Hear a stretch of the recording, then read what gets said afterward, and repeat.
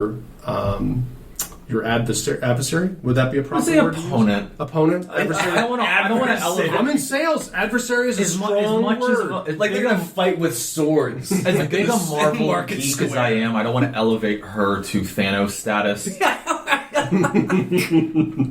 Adversary. I had this. I saw when Adam first told me that we were going to be doing this. I had done some basic research. So I'd heard about the Teddy Roosevelt thing, and then I couldn't help but notice, and I wanted to ask: do you have any concern at this stage in the game? Ballotopedia is showing that your opponent is in the primary brought in just over 12,000 votes, and I saw that in your district you had won the primary with just around 3,000. Yeah, well, primary participation was we didn't have, on the Republican side, there weren't any contested races, and neither was hers.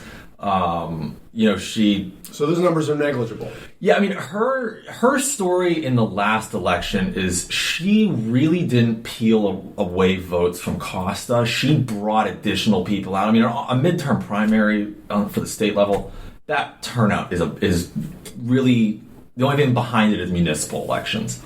But I mean, there was a surge in Democratic voter turnout, but those were the hot races that were contested for Auditor General, for Treasurer. All of those were contested seats. So that kind of brought some energy, those statewide campaigns, things like that.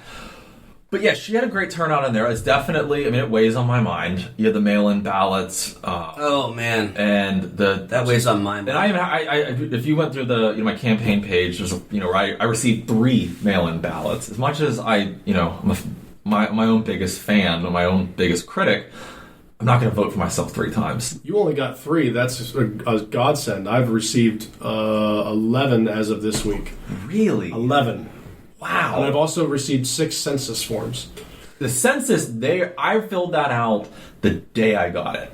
And the funny thing is, I got it the day after my girlfriend officially moved in with me, so we were able to, that was all in the up and up. I'm a bit of a square when it comes to paperwork. And she goes, well, what do we do with the one that was sent to my old place? I go, you gotta throw it out. She goes, what happens if we fill it out? I go, don't joke. Then you can double vote. I go, you can't do that.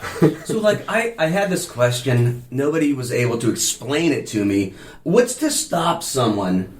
Let me back that up. So, people can break into cars all night long that are unlocked, right? Mm-hmm. What's to stop somebody from walking up the street, going into every mailbox, taking that mail-in ballot out, checking off whatever candidate you want, writing an X on it, and sending it in? What's to stop them? Nothing. Absolutely nothing. No legislative attempt has really been made to try and quash that possibility. And now I think this just came down last week, where the PA Supreme Court ruled that votes will still be counted 3 days that are received 3 days after the election, even without a postmark. Mm-hmm. I saw that. And you can't challenge a mail-in ballot. Technically, yes, you can, but you can't. The way the timing works, it's impossible. You can't challenge it based on signature. You can't challenge it based on the postmark. And the date window to challenge it is before the ballot would even be received. Right. So it kind of is this perfect storm. And again, the myth that I always want to dispel is it is not difficult to register to vote. You can do it on your phone. I have helped dozens of people standing in line at Giant Eagle. You can do it via social media. I did a post on that. Instagram and Facebook do not realize I'm registered to vote, and they won't leave me alone about it. But to be fair, both political parties also don't seem to grasp the concept that I've been voting in every single election since I turned 18. Right. A little too much of a scattershot there. But yeah, we don't...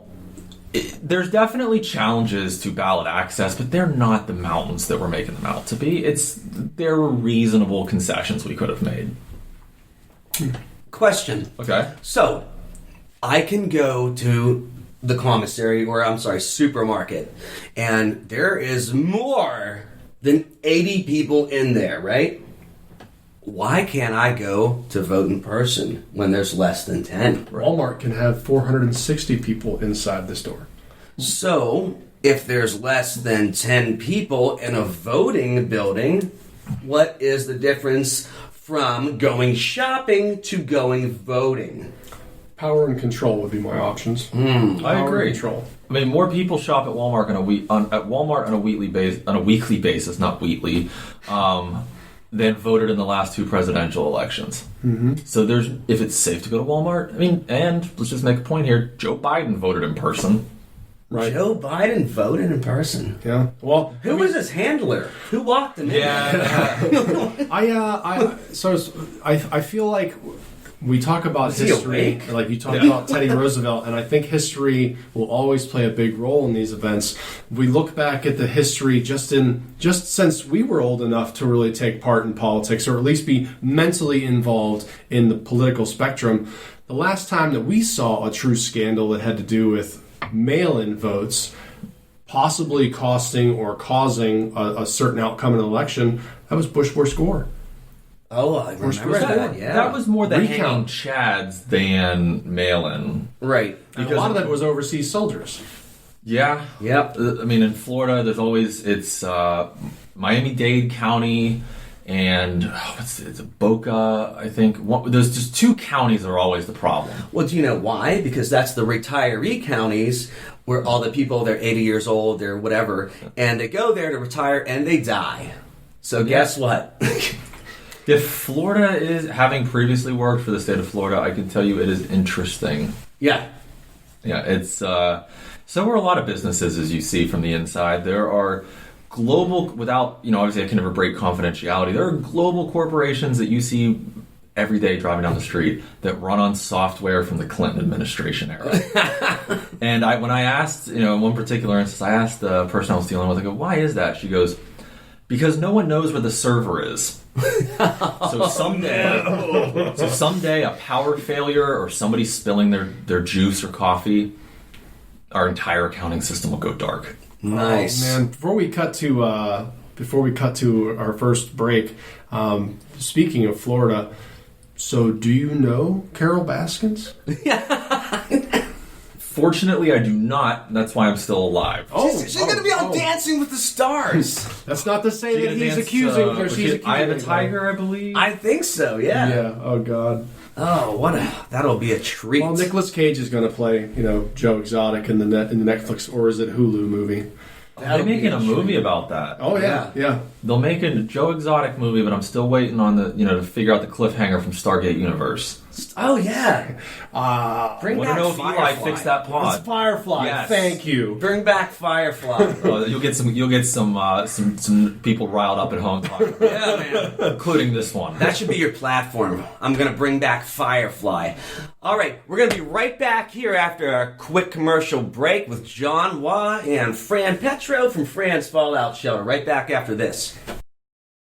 Right back here on the Steel Plaza Podcast Network.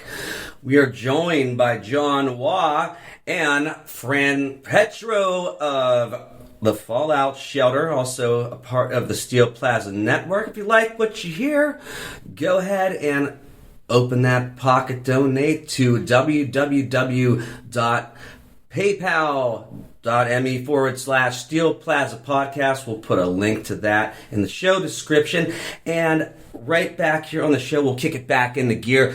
And a lot of people get really mean on social media, John, and I noticed that you clapped back, which I thought was great because a lot of guys don't do that, John. Yeah, I have pretty reasonable guidelines when it comes to what I tolerate on my social media. And I always made it very clear: if it's a threat or it's extremely vulgar, I remove it because it just becomes this snowball effect.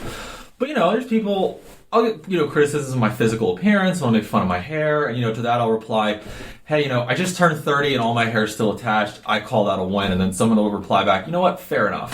Fair. Because it's one of those, like, if the only thing you can really poke fun at is my hair, which again I really do consider it a win that it's all attached. That's I must be doing something right. And then there's folks that are just trolls. I saw the smart mouth comments and I was like, come on, man. The one guy, I don't know word for word what he said, but he was like, "Oh, you just reminded me to donate to the other candidate." Did you just assume their gender? And he Are said, we still doing that? Are we he allowed said, to assume gender? listen, he said, you just reminded me to vote for the other candidates. And he posted a picture of his donation of, what was it, $4? I actually wow, had a man. good exchange with that individual. Oh, you did? I replied back that I go, you know what the beauty of our country is that you and I can disagree on literally everything, and we're both equally protected and entitled to our views and opinions.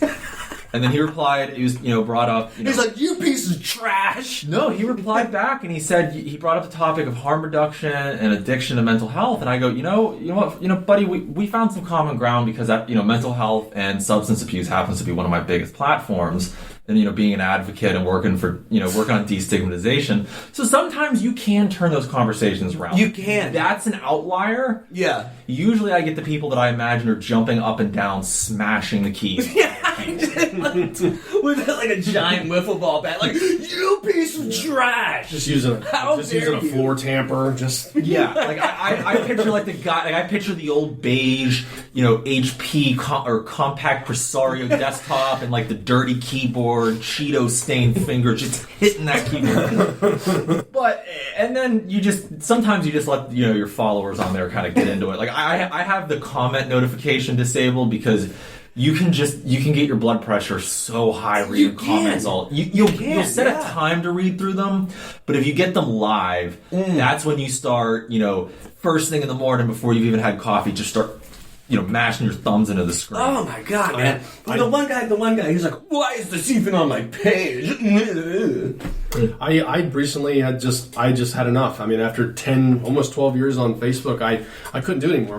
My personal profile had become so conflated and toxic that waking up every morning, within 5 minutes of opening my eyes, I was already basically about to scream at my phone. Not that anybody could hear me, but it was like, why is it like this? I had to drop it. I made a new profile and I dropped it. I just couldn't do it anymore. I envy you, and I do fantasize about just deleting all social media.